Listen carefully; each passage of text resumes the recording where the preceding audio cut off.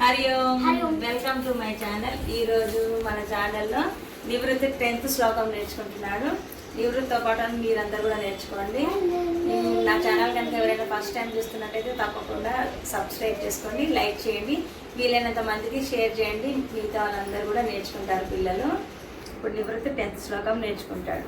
అభ్యాసేప్య సమర్థోసి అభ్యాసేప్య సమర్థోసి అభ్యాసేప్య సమర్థోసి మత్కర్మ పరమో భవ మత్కర్మ పరమో భవ భవ భవ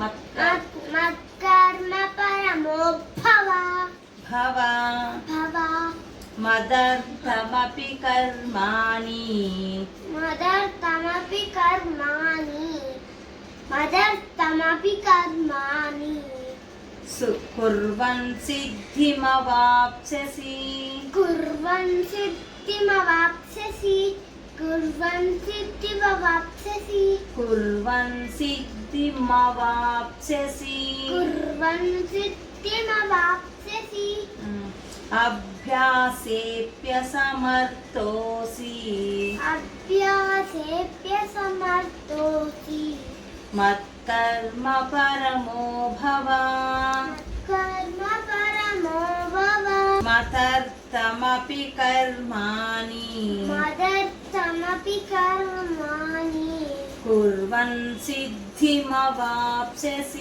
కుర్వన్ సిద్ధిమవాప్స్యసి. చెప్తావా?